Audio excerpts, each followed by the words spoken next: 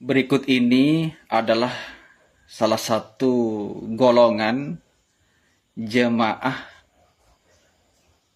titik-titik, saya tak sebutkan namanya.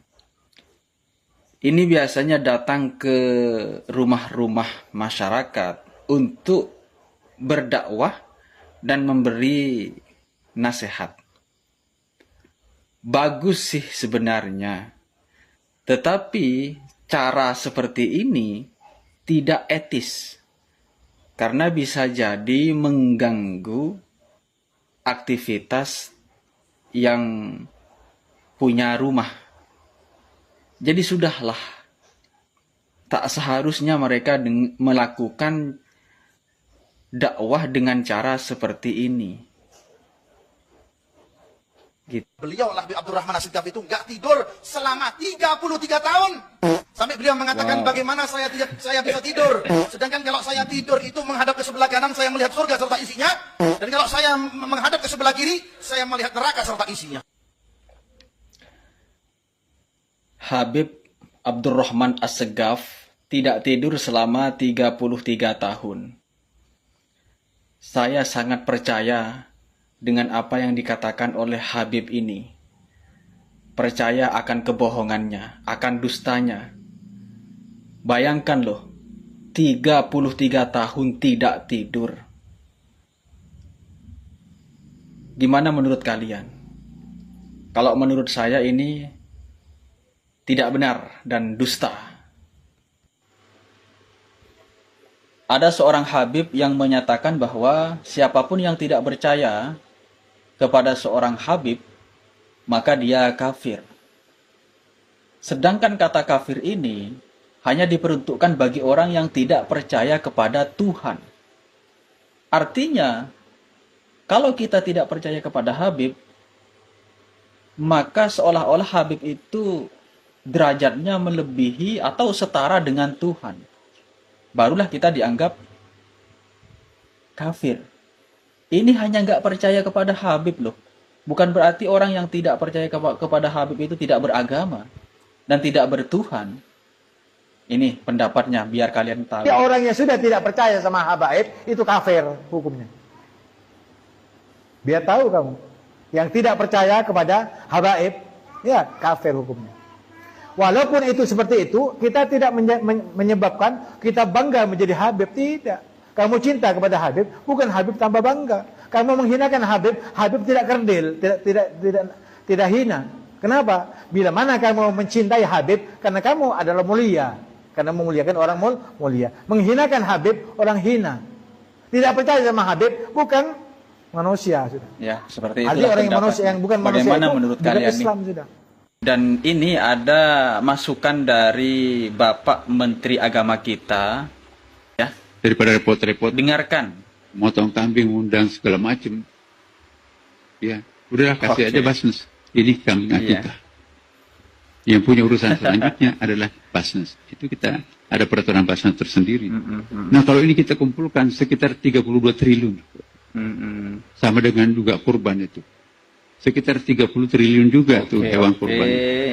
Nah, kalau ini nanti kita organize dengan baik, ya, bikin regulasi khusus, misalnya tidak boleh menyembelih di sembarang tempat di Amerika, di Eropa kan, itu dihukum kalau ada orang menyembelih di tempat yang di tempat pemotongan. Wah, daripada repot-repot kirim ke sana gimana, udah store aja ke Istiqlal. Gimana kalian, setuju atau tidak dengan pendapat Bapak Menteri Agama kita?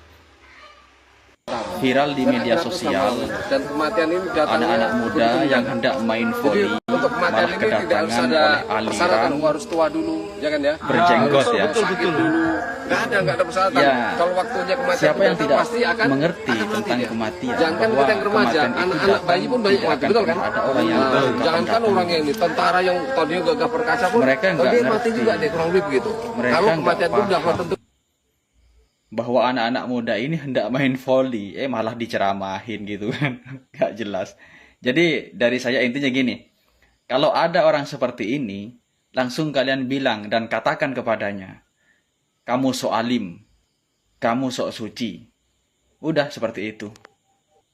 Betul Menteri Agama ini ya. Pak Prabowo tolong Tolong Pak Prabowo, copot ini Menteri Agama ini. Coba, katanya zakat tidak populer padahal ada dalam hukum Islam. Sekarang mengumpulkan dana umat, dana tidak boleh memotong sapi. Sekarang lagi apalagi katanya korupsi dengan syariah itu halal. Ini betul-betul tidak menyesatkan. Percayalah Pak Prabowo, percaya deh dengan saya. Kalau ini dilanjut ke orang seperti ini, selain membuat dosa Pak Prabowo sendiri, juga nanti hukuman rakyat itu pedih.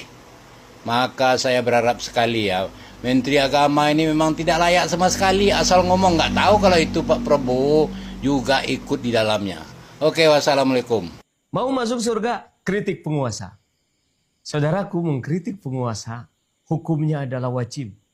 Rasulullah Sallallahu Alaihi Wasallam dalam hadis riwayat Abu Daud mengatakan, afdalul jihadi kalimatu haqqin inda sultanin jairin. Jihad yang paling utama adalah kata-kata hak yang dilontarkan di hadapan penguasa yang lalim. Seutama-utamanya jihad, termasuk jihad yang paling utama. Sampai Rasulullah Sallallahu Alaihi Wasallam mengatakan, Sayyidus Suhada Hamzah. Pemimpin orang yang mati syahid adalah Sayyidina Hamzah, wa rajulun qama ila imamin jairin, dan seorang manusia yang berdiri di hadapan penguasa yang lalim, panasahahu, kemudian dia menasehatinya, mengkritiknya, menyampaikan kebaikan kepadanya, faqatalahu, kemudian dia dibunuh oleh penguasa itu, maka dia termasuk orang yang mati syahid, masuk ke dalam surga Allah Subhanahu wa taala. Ini nenek gayung ini kalau ngomong congornya nggak pakai bandrol ya, asal jeplak. Katanya hukumannya itu harus bermartabat katanya. Itu melebihi manusia nggak punya moral, lebih-lebih dari hewan ya. Aku lebih setuju dia itu dihukum mati. Kalau kebiri nggak ada apa-apanya. Seharusnya aku itu sebagai perempuan mendukung hukuman tersebut. Di Indonesia ini itu banyak orang mabuk agama. Aku jujur aja. Jadi orang nggak tahu agama sekalipun ketika di Indonesia berbalut dengan agama, memakai jubah, ya, terlihat alim, agamis, itu pasti akan dimuliakan, pasti akan diagung-agungkan, sekalipun itu iblis yang berwujud manusia. Dibilang longor, tapi pejabat, dibilang orang pinter, tapi kayak orang longor. Kalian bayangkan aja lah, ya, Idul Adha pakai sidang isbat. Tapi gerhana matahari 1 tahun yang akan datang, bisa tahu orang ini memprediksi, ya, jamnya tepat, harinya tepat, tanggalnya tepat, ya. Memang Indonesia ini kalau suruh buang-buang anggaran itu juara 1, ya. Padahal udah tahu dari 1 tahun yang lalu bahwasannya Idul Adha itu udah tertera di kalender tanggal 27. Jadi ngapain lagi sidang-sidang isbat, buang-buang anggaran tahu. Puluhan mahasiswa yang tergabung dalam Angkatan Muda Muhammadiyah atau AMM Palopo menggelar aksi unjuk rasa di depan Mapolres Palopo Kamis 7 Mei 2026.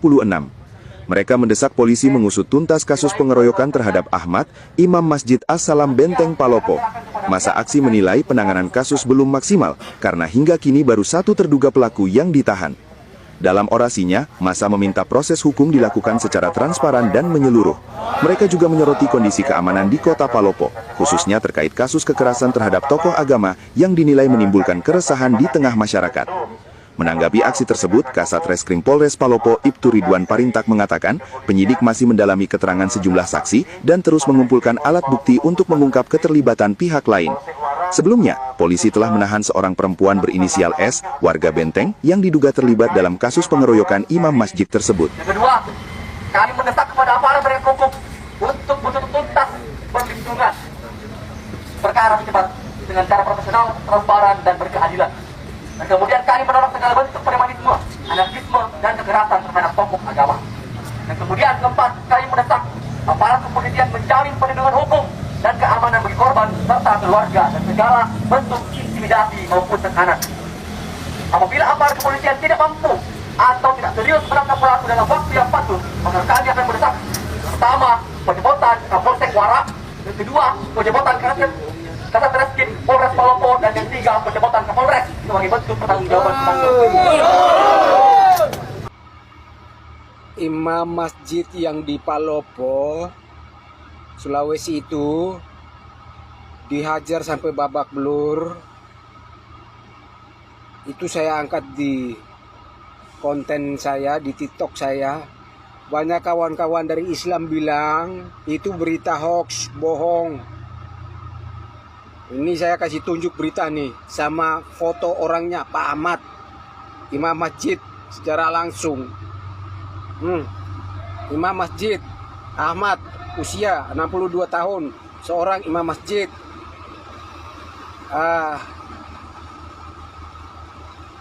Salam, nama masjidnya. AS itu apa? Saya kurang paham. AS Salam, Kelurahan Benteng, Kecamatan Wara Timur, Kota Palopo, mengalami penganiayaan yang dilakukan oleh 4 orang setelah menegur anak-anak yang bermain mikrofon masjid. Akibat mengalami luka lebam di wajah dan luka robek di bagian pelipis setelah diduga dikeroyok 4 orang. Anda masih tidak percaya jadi orang Islam? Berita-berita ini kenapa saya angkat? Untuk menyadarkan kita semua. Orang itu ya mengakui yang namanya agama dan kitab suci itu pedoman manusia hidup. Ini kan manusia beragama semua yang melakukan kekerasan ini. Artinya kitab suci dan agama yang disebut jadi pedoman dan petunjuk manusia hidup, itu yang dilakukan, dipraktekkan. Tentu tidak, itu oknum-oknum manusia yang jahat lakukan seperti itu. Tetapi kita kalau membicarakan tentang iman dan agama, ya manusia hidup itu karena petunjuknya agama dan kitab suci ya. Yang jelas kau lakukan itu sesuai ajaran agama dan petunjuk kitab suci. Tapi kan tidak demikian gitu loh. Kejahatan-kejahatan ini kan tidak baik. Saya juga katakan kejahatan-kejahatan seperti ini diteruskan, agama Islam itu tambah tercoreng dan dipandang jelek. Kan saya bilang begitu. Lalu Anda bilang bohong, hoax. Padahal Anda Islam loh. Gimana? Jadi ya ini kan untuk saya mengingatkan kita semua bahwa ke depannya kan harus antisipasi. Apalagi saya himbaukan kepada orang-orang non-Islam. Jangan coba-coba mengganggu orang Islam beribadah dimanapun, jangan. Nanti kalian dianiaya. Apa salahnya saya mengingatkan seperti itu? Untuk kebaikan kita bersama kan? Nah, jadi ini Pak Imam ya. Namanya Ahmad, usianya 62 tahun. Itu RT RW kecamatan kabupatennya sudah jelas tuh. Saya sudah sampaikan semua. Terserah Anda masih mau bilang hoax atau apa, terserah. Anda kurang belajar, kurang mengikuti media sosial, berita-berita yang viral di Indonesia, Anda tidak pernah tahu. Makanya Anda ngomong saya hoax lah, bohong lah. Jadi manusia itu yang bisa cek dulu kebenarannya. Andaikan saya bohong, kan Anda bisa cek beritanya. Tinggal ketik di Google saja, kata kuncinya Imam Masjid Palopo. Itu beritanya sudah keluar semua itu. Dari media sosial manapun pasti keluar semua itu. Itu ya. Tujuan beragama itu adalah hidup kita makin baik, makin benar, makin terkontrol, sepadan dengan apa yang kita yakini. Tetapi aneh di Indonesia, seperti gambar di atas kepala saya ini, seorang imam masjid saja, dia paham tentang regulasi undang-undang yang ada di Indonesia. Bernegara itu harus tunduk pada aturan-aturan yang ada di Indonesia. Dan dia memohon agar supaya suara toa di masjid itu dikecilin saja menjadi korban. Bagaimana dengan kaum minoritas kalau melakukan seperti itu? Kira-kira nasib kaum minoritas akan seperti apa? Kalau menurut pemirsa dimanapun Anda berada, apa pendapatmu tentang di Indonesia? Pemahaman orang-orang yang ada di Indonesia tentang beragama. Tulis komentarmu di bawah ini ya. Salam akal sehat. Kasus penganiayaan terhadap seorang imam masjid di Bekasi memasuki babak mengejutkan. Seorang wanita, ibu dari pelaku utama, kini resmi ditetapkan sebagai tersangka. Awalnya, sang ibu berusaha membalikkan keadaan dengan melaporkan balik imam masjid berinisial MS, mengaku sebagai korban. Namun, hasil penyelidikan polisi berkata lain. Berdasarkan keterangan saksi dan rekaman CCTV, terungkap bahwa sang ibu terlibat aktif dalam aksi kekerasan bersama anaknya dan beberapa orang lain. Peristiwa ini dipicu oleh ketidaksenangan para pelaku terhadap teguran yang diberikan korban terkait aktivitas di lingkungan masjid. Dalam video viral, terlihat aksi pengeroyokan terjadi di depan jamaah yang menyaksikan kejadian tersebut. Laporan balik sang ibu akhirnya terbukti tidak berdasar dan justru memperkuat bukti keterlibatannya dalam pengeroyokan. Polisi menjerat tersangka dengan pasal 170 KUHP tentang kekerasan secara bersama-sama di muka umum. Penetapan tersangka ini menegaskan komitmen aparat dalam menegakkan hukum secara objektif, tanpa memandang posisi pelapor maupun terlapor. Kini, ibu dan anak telah diamankan guna proses hukum lebih lanjut dan diharapkan menjadi pelajaran bagi masyarakat agar tidak melakukan tindakan kekerasan. Puluhan anggota pemuda Muhammadiyah Kota Palopo, Sulawesi Selatan berunjuk rasa di depan Mapolres Kota Palopo Kamis 7 Mei 2026 mulai pukul 11.00 waktu Indonesia Tengah. Aksi unjuk rasa ini sebagai bentuk protes atas penanganan kasus pengeroyokan terhadap Ahmad, 69 tahun, Imam Masjid As-Salam, Kelurahan Benteng, yang dinilai berjalan sangat lambat. Para pendemo membawa sejumlah spanduk besar dengan tulisan provokatif, diantaranya berbunyi tidak ada toleransi bagi kekerasan, percuma lapor polisi, serta lawan kekerasan, tegakkan keadilan. Ketua Pemuda Muhammadiyah Kota Palopo Alamsyah Pratama menuntut agar kasus pemukulan terhadap tokoh agama tersebut segera diselesaikan secara tuntas dan sesuai hukum yang berlaku. Bisa-bisanya Kopdes Merah Putih ini nipu harga LPG ke Prabowo. Jadi ceritanya Pak Prabowo ini melakukan kunjungan untuk meresmikan 1000 Kopdes di Jawa Tengah dan Jawa Timur. Nah, pada saat Pak Prabowo ini berkunjung ke salah satu Kopdes di Nganjuk, netizen langsung salfok karena harga satu gas melon ini cuma 16.000. Ya wajar sih kalau pada salvo, karena kalau lu tahu harga satu gas melon ini biasanya dibeli warga dengan harga 20.000 ke atas. Hal ini juga udah dikonfirmasi bro dari beberapa wawancara warga yang diposting salah satu portal berita. Nah, karena hal ini netizen jadi bertanya-tanya dong bro, real or fake nih? Bahkan parahnya beberapa netizen ada yang menuduh kalau Pak Prabowo ini dibohongi sama Kopdesnya. Ya sebenarnya ini masih wajar sih, karena kalau kita balik ke tahun lalu, si Lilil Balil pernah bilang kalau harganya 5.000 per 1 kilo. Ya walaupun habis itu langsung kena goreng ya. Assalamualaikum warahmatullahi wabarakatuh. Pak Prabowo, saya kasih tahu ya Pak, saya kebetulan punya pangkalan LPG 3 kg. Saya dapat dari agen dari mobil merah itu Pak, itu sudah harga 16.500. Kalau Kopdes jual 16.000, terus pangkalan kayak kami kayak gimana nasibnya? Nah itu yang harus dijawab. Makanya dari dulu saya selalu bilang, apakah Kopdes ini akan menjadi saingan untuk para retail, pangkalan-pangkalan kecil seperti kami, atau pedagang-pedagang kecil yang ada di rumah, di desa-desa? Nah, itu masalah yang harus dipecahkan, Pak. Sekian, terima kasih. Wassalamualaikum warahmatullahi wabarakatuh. Kopdes Merah Putih baru dibuka, tapi udah kena gorengan panas dari netizen cuy. Jadi kemarin, Pak Presiden Prabowo datang ke Jatim dan meresmikan Kopdes Merah Putih di sana. Nah, beliau masuklah ke gedung Kopdesnya. Tapi mata netizen yang jeli, itu malah fokus sama harga gas melon 3 kilonya. Yang jelas-jelas tertulis harganya Rp16.000.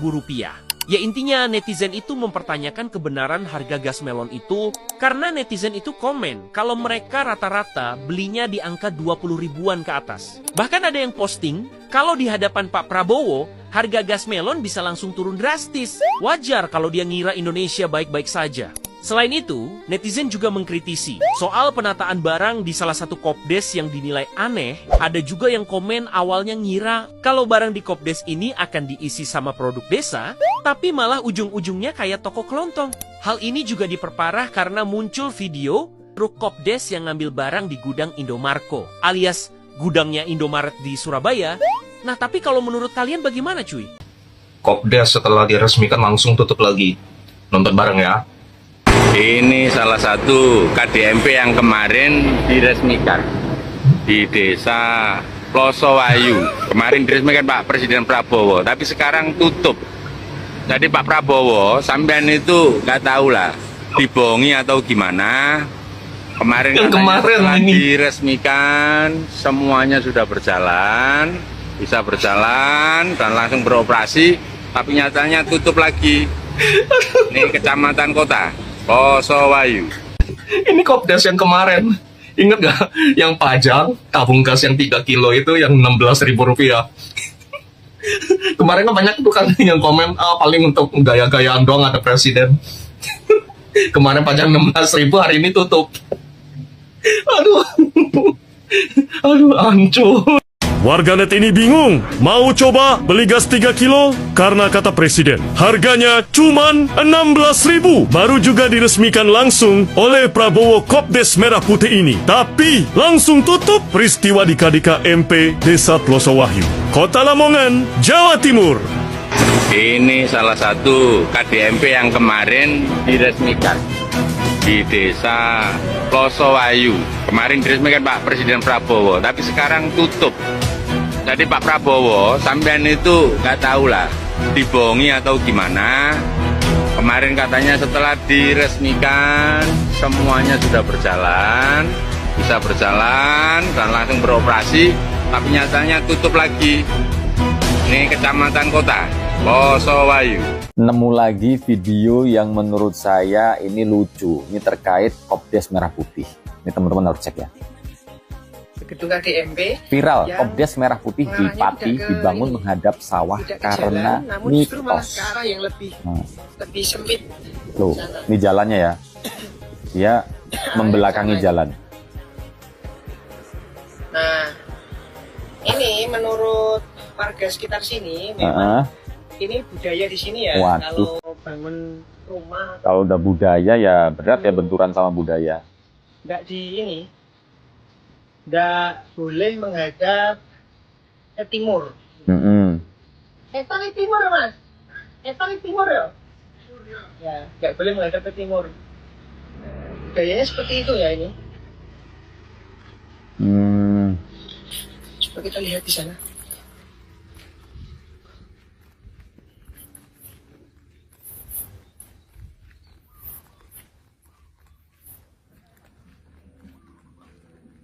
Iya lagi. Depannya kebun itu, sawah itu. Depannya ini. Low profile sekali ya. Gak mau kelihatan dari jalan. Depannya arah sini, tapi ini masih luas lah ini. Ini bisa untuk parkir-parkir, bisa untuk ini. Informasi dari warga seperti itu. Saya ketemu warga, Pak ini kok sini arahnya nggak ke jalan karena memang pamali. Gak ilok bahasanya. Oh gitu. Kalau diarahkan ke Ketan itu harinya ya, salah. Ya kalau benturan sama kepercayaan pamali atau nggak ilok ya berat ya. Tapi kalau menurut saya ini ya, ini apa nggak minta pertimbangan juga dari tokoh agama gitu, yang pikirannya lebih logis gitu kan. Jangan cuma karena mitos aja gitu loh. Kalau mitos aja ya menurut saya ini pertimbangannya hanya dari dukun gitu kan. Apalagi ini program pemerintah gitu. Dan menurut saya program Kopdes Merah Putih ini bagus, tujuannya juga mulia kan, untuk pusat produksi distribusi, menyerap hasil pertanian, peternakan, perikanan, terus untuk menggerakkan ekonomi lokal, terus juga untuk kemudahan akses finansial. Tujuannya udah bagus itu loh, harusnya dipikirkan tempatnya yang strategis. Terus kalau teman-teman search lagi, itu tempatnya banyak yang aneh-aneh ya, ada yang di belakang makam, terus ada yang di seberang lapangan bola, di samping bendungan bener ya, yang terbengkalai juga. Ada yang di perbukitan, ada yang di pinggir sungai yang rawan longsor. Jadi ya gimana gitu, maksudnya konsepnya tuh harusnya kan cari tempat yang bagus gitu. Katanya mau menguatkan ekonomi desa, tapi barangnya dari gudang Indomaret. Video viral memperlihatkan truk koperasi desa mengambil stok dari gudang Indomarko, memicu pertanyaan publik soal kemandirian dan tujuan koperasi yang seharusnya memberdayakan UMKM lokal, bukan justru bergantung pada retail besar. Warganet pun ramai mempertanyakan arah program ini. Seorang mama ini mengungkapkan perasaan yang jujur dari hatinya. soal kepemimpinan Presiden Prabowo Subianto begini katanya. Dan saya merasakan kesulitan yang sudah begitu sulit selama Jokowi memimpin 10 tahun. Dan sekarang saya pikir dengan terpilihnya Pak Prabowo itu akan ada perbaikan. Tetapi yang kami rasakan sebagai emak-emak di sini semakin sulit dan semakin terpuruk. Apakah Prabowo sanggup atau tidak sanggup? Kalau tidak sanggup, menyerah saja, mundur saja. Masih banyak Pak yang lebih mampu dari Bapak. Bapak jangan suka hanya beromong-omong, terus-terus menyampaikan program-program Bapak yang tidak jelas. Bapak menghabiskan energi, Bapak menghabiskan uang rakyat, Bapak gak jelas Pak program Bapak. Lebih baik Bapak mundur, biarkan rakyat yang menentukan kembali siapa pemimpin yang layak memimpin Republik ini. Sekian. Halo, Pak Prabowo. Sampeyan nih Pak, dihapusi tok sama anak buah sampeyan. Itu Koperasi Merah Putih itu, aduh parah banget Pak.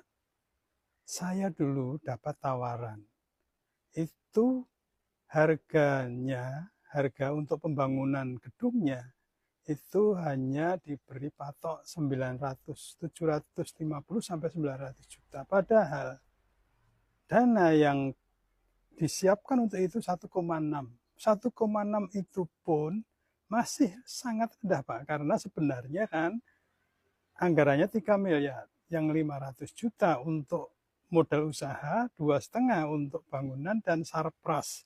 Masa dari 2,5 untuk bangunannya dan kelistrikannya, electrical engineering itu hanya 1,6, itu pun masih dipotong 950, nggak ada kontraktor yang mau Pak, apalagi sekarang jadi kontraktor pemerintah itu sangat-sangat berisiko. Yang kedua, ini ada ini di Surabaya ada beredar luas video bahwa truk BGN, ada tulisannya itu, maaf, bukan truk BGN, truk Koperasi Merah Putih, itu keluar dari Indomarko. Indomarko itu adalah PT yang memasok untuk Indomaret. Jadi belinya di Indomarko, Pak, kulaannya di Indomarko, lah untung dari mana dengan kulaan seperti itu? Katanya menggerakkan ekonomi rakyat. Tapi kenapa yang digerakkan justru ekonomi konglomerat? Ini kita lihat ini. Assalamualaikum warahmatullahi wabarakatuh. Para Habib Ba'alawi dari Hadramaut Yaman memang telah mengklaim diri mereka sebagai Juriyah atau keturunan langsung dari Nabi Muhammad SAW. Meskipun tanpa bukti, namun nyatanya jutaan orang tetap mempercayai bahwa mereka adalah keturunan asli dari Nabi Muhammad SAW dari jalur Fatimah Az-Zahra. Mereka telah menyebar dari berbagai negara, termasuk di Indonesia. Bahkan di negara kita ini mereka dianggap sebagai raja, sehingga di Indonesia mereka memiliki jutaan pengikut. Mereka dianggap sebagai tuan, sedangkan pengikutnya dianggap seperti budak mereka. Kehadiran tesis ilmiah dari Kiai Haji Madudin Usman Al-Bantani atau Kiai Imad memang benar-benar menjadi sebuah pertanda atau kiamat bagi mereka. Karena berkat tesis Kiai Imad tersebut sudah berhasil menyadarkan jutaan umat Islam, termasuk di Indonesia, di Malaysia, di Singapura, dan negara-negara lainnya. Banyak muhibin Habib yang sudah tersadar berkat dari tesis Kiai Imad tersebut, sehingga runtuhlah mimbar-mimbar mereka karena tesis ini. Tesis Kiai Imad adalah kesimpulan ilmiah filosofis yang menyatakan bahwa nasab Bani Ba'alawi atau nasabnya para Habib Ba'alawi di Indonesia, termasuk di negara-negara lainnya, sudah terputus dari Nabi Muhammad SAW. Penelitian ini didasarkan pada kajian manuskrip sejarah abad ke-4 hingga ke-9 Hijriah, di mana Ubaidillah atau Abdullah yang diklaim sebagai anak Ahmad bin Isa tidak ditemukan di dalam kitab-kitab terdekat. Bukan hanya itu, Kiai Imad juga berhasil membongkar praktik jual beli nasab di Robitu Alawiyah, di mana menurut hasil dari bongkaran Kiai Imad bahwa Robiatu Alawiyah telah melakukan penjualan nasab kepada orang-orang pribumi, sehingga mereka memiliki nasab yang tersambung kepada Nabi Muhammad SAW, dan mereka mengaku sebagai Juriyah Nabi Muhammad SAW, bergelar Habib, padahal nyatanya mereka bukanlah keturunan asli dari Nabi Muhammad SAW, dan nasab mereka tersebut adalah nasab palsu, sehingga mereka telah melakukan penipuan kepada umat Islam yang tidak mengetahui hal tersebut. Seperti kita ketahui, Robitul Alawiyah adalah organisasi di Indonesia yang berdiri pada tanggal 27 Desember tahun 1928, di mana organisasi ini menghimpun warga negara Indonesia keturunan Arab dan mengelola pencatatan nasab. Kita lanjut kepada pembahasan awal. Ada banyak bukti bahwa para habib di Indonesia atau Bani Ba'alawi sama sekali bukanlah keturunan atau juriyah dari Nabi Muhammad SAW. Yang pertama, seperti kesenjangan sejarah. Kritik ulama terletak pada kekosongan catatan sejarah selama berabad-abad. Tokoh kunci silsilah adalah Ubaidillah, yang diklaim sebagai putra Ahmad bin Isa al-Muhajir. Yang kedua, seperti hasil tes DNA. Beberapa pihak menggunakan hasil tes DNA sebagai bukti pendukung. Haplogroup sebagai hasil tes DNA dari individu yang mengklaim bahwa keturunan Ba'alawi menunjukkan haplogroup G atau J2. Sementara ada teori yang menyatakan bahwa garis keturunan Nabi seharusnya berada pada haplogroup J1L859. Dan masih banyak lagi bukti-bukti yang sangat kuat bahwa para habib Ba'alawi di seluruh dunia termasuk di Indonesia ini bukanlah keturunan dari Nabi Muhammad SAW dan mereka itu hanya mengaku-ngaku saja atau nasab mereka hanya palsu. Meskipun mereka menyebar di seluruh dunia dan masih banyak yang mempercayainya, setidaknya kita tidak boleh percaya karena sebagaimana dengan penjelasan Kiai Imad, haram mengakui bahwa Habib Ba'alawi itu adalah keturunan Nabi Muhammad SAW sebab tidak ditemukan bukti bahwa mereka adalah keturunan langsung dari Nabi Muhammad SAW.